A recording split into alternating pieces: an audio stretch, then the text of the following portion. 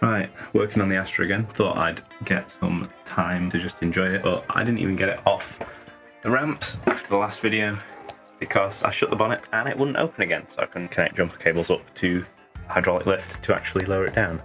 Basically the issue was there's normally a spring which would sit under this hole. This hooked in here, and this is what actually holds the bonnet down, and that drops through that hole, and the cable pulls this spring back so that the bonnet can be released. Spring on the bonnet pushes the bonnet up, and then when you release this handle, the bonnet opens. So the cable from me detaching the slam panel, seems the cable had come off. At least it wasn't still attached when I eventually did get the bonnet open.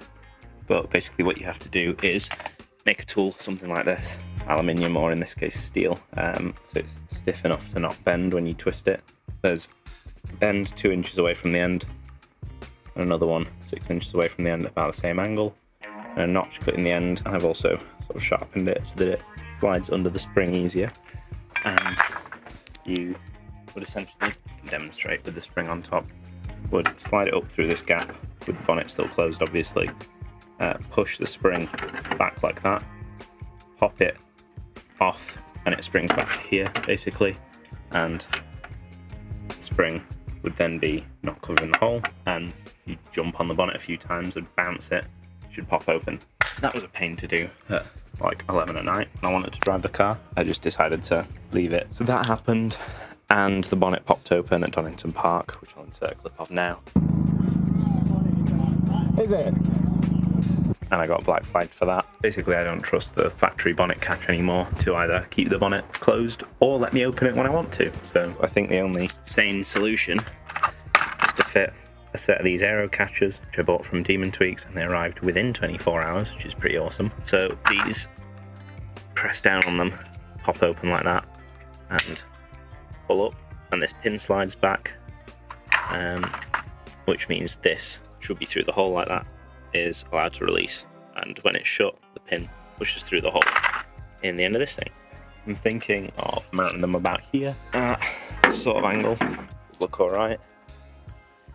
Wherever they line up, they're basically simply there. So actually looking at it, these holes in the slam panel, which I believe is symmetrical, the one slotted, should be pretty much perfect. That one has the intake snorkel thing under it, so we'd have to drill through that, but that's better than drilling extra holes in the slam panel. Yeah, these should be directly under where the bonnet has this nice groove, so we might be able to get away with just cutting the top skin, fitting the latches sideways, and using this hole for access to align the bottom plate, which can be passed through, or we cut in the top. It'll make sense when I show it anyway. If you look with the bonnet closed, that lines up directly on that bulge in the bonnet skin, which means we hopefully only have to cut one layer. So first things first, I'm threading the pins into the existing holes on either side of the slam panel, just loosely for now as they'll have to be adjusted eventually. And on this side I ended up removing the snorkel that provides a cold air feed, and I'll probably end up making a custom one in the future, but that just gets it out of the way of the pin without having to drill any holes in it for now. With both pins fitted, we can now dab some toothpaste on the top of each of them, and you might think I'm going insane, but this will make sense in a second.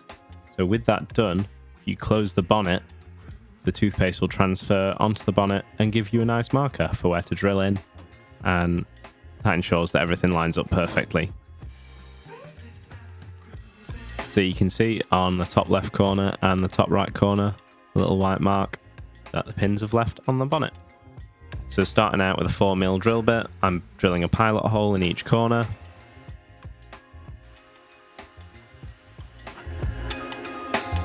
And before going any further, just making sure to check that everything lines up, which it does spot on. And now we can widen the holes with, I think this is a 10mm or 12mm drill bit. And following that, I popped a screw fix and picked up a cheap Christmas tree step drill bit, which goes from 8 to 22mm, I want to say, and basically stepped those holes out to the maximum size that the step drill bit will allow. And now when you close the bonnet pins should fit all the way through and touch the top skin of the bonnet, assuming you got everything lined up right. Following that, you want another pilot hole, this time through the outer skin, and there's a good chance that your Christmas tree drill bit actually left a little indentation for you to use as your sort of center mark. And then from the outside, I'm stepping the holes out again with the Christmas tree bit so that you can see the pins through them. Although at this stage, the pins don't have to fit through. And then we want to line the aero catchers up on top. And with the pins looking like they should align, I'm going to make a cardboard template of the shape of the aero catch, which can be flipped over and transferred to the other side of the bonnet to make sure that both aero catches are symmetrical when the cardboard template is lined up in the same spot. Then using the template, we draw the start of the outline for the hole we're going to cut for the aero catchers. Quick update, I drilled some holes, which is a horrifying experience. Don't recommend it, although if you want to do this, you've not got much choice. Just done some measuring, everything lines up. You'll see me use a cardboard template that'll line up with the bottom of here, and that just makes sure the angle's the same.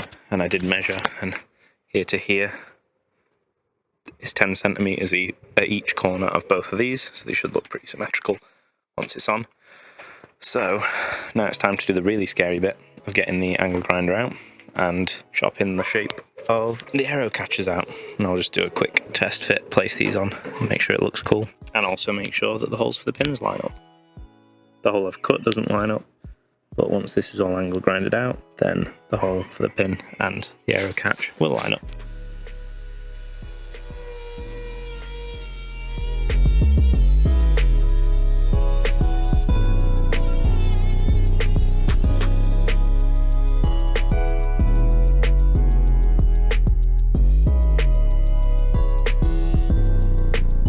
What I've done here is I've used reinforced cutting discs on the Dremel to cut a rough outline, following the inside of the shape that we drew with the permanent marker, then using an assortment of sanding barrels and stone grinding wheels, and widening and rounding off the hole so that it's the right shape for the aero catch to fit, while repeatedly checking if I need to cut down, up, left or right to make the pin line up perfectly.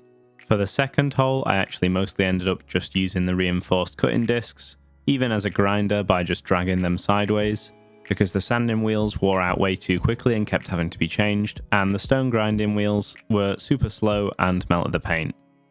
With the right sized hole for each aero catch cut, we want to drill the screw holes into the upper bonnet skin, then we can pass the nut plate through the hole that we just cut into the bonnet cavity, with all of the nuts glued to it so that we don't have to cut an access hole in the lower skin of the bonnet to be able to screw the aero catchers down. And this gives us a super clean install where the aero catchers aren't even visible through the bottom of the bonnet when you've got the bonnet open.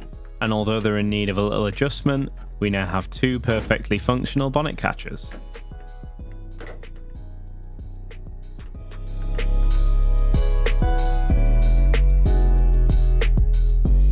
Now all that's left to do is refit the upper grille to the car, adjust the height of the bonnet pins so that the bonnet closes flush to the headlights without a huge step or gap, and then we want to tighten up the big nuts on the bonnet pins to make sure that they can't move or come undone, which would give you a bad day. And now it's time for me to lower the car down and finally take it for a drive again. If you like the video, remember to leave a like, comment, subscribe and all that jazz. Thanks for watching, and I'll see you in the next one.